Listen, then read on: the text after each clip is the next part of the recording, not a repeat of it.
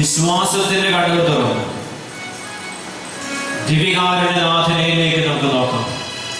ഉയർത്തെഴുന്നേറ്റവൻ വിശുദ്ധ തോമാസ് ശ്ലീഹായ്ക്ക് വെളിപ്പെടുത്തിയ ദൈവത്തിന്റെ അതേ സാന്നിധ്യം നിന്റെ വിരലുകൾ ഇവിടെ കൊണ്ടുവരിക, എന്റെ പാർശ്വത്തിൽ ഇടുക എന്ന് അറിയിച്ചത് അതേ യേശുനാഥൻ തന്നെ. പരിശുദ്ധ കുർബാനയിൽ ആത്മാവിലും സത്യത്തിലും ദൈവത്തെ ആരാധിക്കുന്ന മണിക്കൂർ വരെ അല്ലാതെ വാദമില്ല. പരിശുദ്ധാത്മാവ് നിറഞ്ഞ് ഈ ദൈവിക സത്യത്തെ, അപ്പത്തിൽ വാഴുന്ന ദിവ്യകാരുണ്യനാഥനെ ആരാധിക്കുന്ന മണിക്കൂറുകൾ ഇതാ വന്നു കഴിഞ്ഞു. ഈ മലയിലും ജെറുസലേമിലും ദൈവത്തെ ആരാധിക്കാത്ത മണിക്കൂറുകൾ, സ്വർഗീയ ജെറുസലേമില് ദൈവത്തെ ആരാധിക്കുന്ന മണിക്കൂറിനെ കുറിച്ച് പിതാവായ ദൈവം തന്റെ ഏകജാതനിലൂടെ നമുക്ക് വെളിപ്പെടുത്തിയിരിക്കുകയെ നമ്മൾ ഇന്ന് ആയിരിക്കുന്ന ഈ ആലയത്തിലും ദൈവത്തെ ആരാധിക്കാത്ത മണിക്കൂറുകൾ വരുമെന്ന് കർത്താവ് മുന്നറിയിപ്പ് തരികയാണ്. നാം ഓരോ ഉപവാസികളും മുഴുവനും സ്വർഗീയ ജെറുസലേമിലേക്ക് കടന്നുകൊണ്ട് പിതാവിനെ മഹത്വപ്പെടുത്തും, പുത്രനെ മഹത്വപ്പെടുത്തും, പരിശുദ്ധാത്മാവിനെ മഹത്വപ്പെടുത്തുന്ന ആ വലിയ മണിക്കൂറുകളെ കുറിച്ച് കർത്താവ് മുന്നറിയിപ്പ് തരിക. യേശു മുന്നറിയിപ്പ് തരികയാണ്, നിങ്ങൾ ആത്മാവിൽ നിറഞ്ഞ് ഈ സത്യത്തെ ആരാധിക്കുക. അങ്ങനെയുള്ള ജനതയാണ് പിതാവായ ദൈവം അന്വേഷിക്കുന്നത്. ദിവ്യകാരുണ്യത്തെ, ദൈവത്തിന്റെ കാരുണ്യത്തെ ആത്മാവിൽ നിറഞ്ഞ് ആരാധിക്കുന്ന ആ ഒരു സമൂഹത്തെയാണ് പിതാവായ ദൈവം അന്വേഷിക്കുന്നതെന്ന് തിരുവചനം നമ്മെ ഓർമ്മപ്പെടുത്തുകയും സ്വർഗീയ അഭിഷേക ഭൂമിയിൽ കർത്താവ് തരികയും സ്വർഗത്തിലെ ആ വലിയ സാന്നിധ്യം, ആ വലിയ അഭിഷേകം ആസ്വദിക്കുവാൻ അവിടുന്ന് ഒരു അവസരം നമുക്ക് ഈ ഭൂമിയിൽ തരികയും മുന്നാസ്വാദനം. അതാണ് പരിശുദ്ധ കുർബാന. പ്രവാചകന്മാര് കണ്ടത് നമ്മളിന്ന് അനുഭവിക്കുകയെ. മക്കളൊന്ന് കരമുയർത്തി ആത്മാവിൽ നിറഞ്ഞ്, പരിശുദ്ധാത്മാവിൽ നിറഞ്ഞ് ആദിമസഭ പ്രാർത്ഥിച്ചതുപോലെ കരങ്ങൾ ഉയർത്തി വിശ്വാസത്തോടെ കരങ്ങൾ ഉയർത്തി ആദ്യം ഒട്ടിച്ചേർന്ന് നിൽക്കുകയാണ്. സ്വർഗം വിട്ടു നമ്മൾ ആഗ്രഹിക്കുന്ന മുഴുവൻ അഭിഷേകം തരുവാൻ അവൻ പരിശുദ്ധ കുർബാനയിലായിരിക്കുക. ദൈവത്തിന്റെ ആത്മാവ്, ദൈവത്തിന്റെ പുരോഹിതൻ ദൈവജനത്തിന് വേണ്ടി ബലിയർപ്പിക്കുമ്പോൾ ദൈവത്തിന്റെ ആത്മാവ് സ്വർഗം വിട്ട് അപ്പത്തിലേക്ക് ആവസിക്കപ്പെട്ടിരിക്കുക. ആത്മാവിനെ ഒന്ന് ആഗ്രഹിക്കാമോ? ആദിമസഭ ആഗ്രഹിച്ചതുപോലെ കർത്താവ് പരിശുദ്ധ കുർബാന സ്ഥാപിച്ച ആ ബലിപീഠത്തിനടിയിലോ അപ്പസ്തോലന്മാർ പരിശുദ്ധയോട് ചേർന്ന് അവർ പ്രാർത്ഥിക്കുമ്പോൾ പ്രിയ ദൈവജനമേ, ആ ബലിപീഠത്തിൽ നിന്ന് ദൈവത്തിന്റെ പരിശുദ്ധാത്മാവ് അപ്പസ്തോലന്മാരിലേക്ക് പകരപ്പെട്ടതുപോലെ അതേ ദൈവത്തിന്റെ ആത്മാവ്, കർത്താവിന്റെ ആത്മാവ്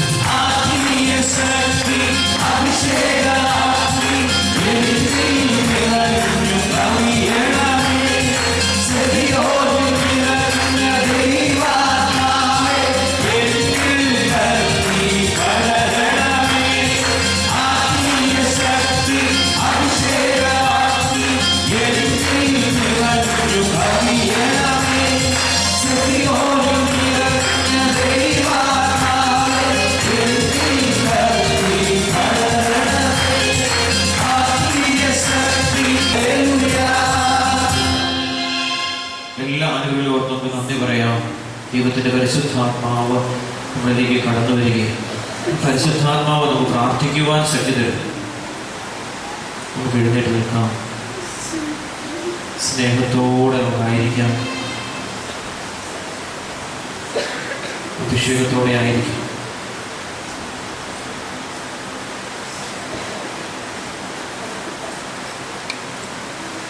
ഇവരുടെ സാക്ഷികൾ കേട്ടോടെ നമുക്ക് ദൈവത്തെ മഹത്വപ്പെടുത്താം.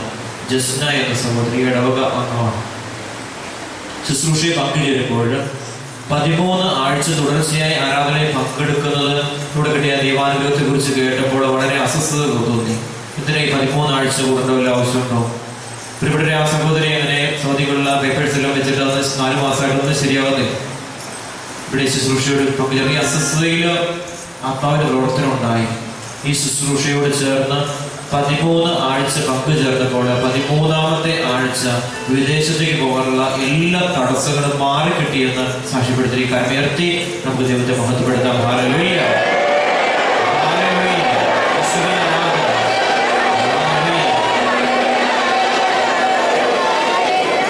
മോളി എന്ന സഹോദരി സാക്ഷ്യപ്പെടുത്തിക്ക് എൻ്റെ മകൾക്ക് വേണ്ടിയാണ് സാക്ഷ്യം എഴുതുന്ന സൗദിയിലാണ്. അവിടെ ഒരു പരീക്ഷ പാസ്സാകാൻ വേണ്ടി ദൈവം വെച്ച് പ്രാർത്ഥന ഫലമായി ആ പരീക്ഷയിൽ ഉന്നത വിജയം ലഭിച്ചു എന്ന് സാക്ഷ്യപ്പെടുത്തി കരമുയർത്തി ദൈവത്തെ സ്തുതിക്കാം. ഹല്ലേലൂയ.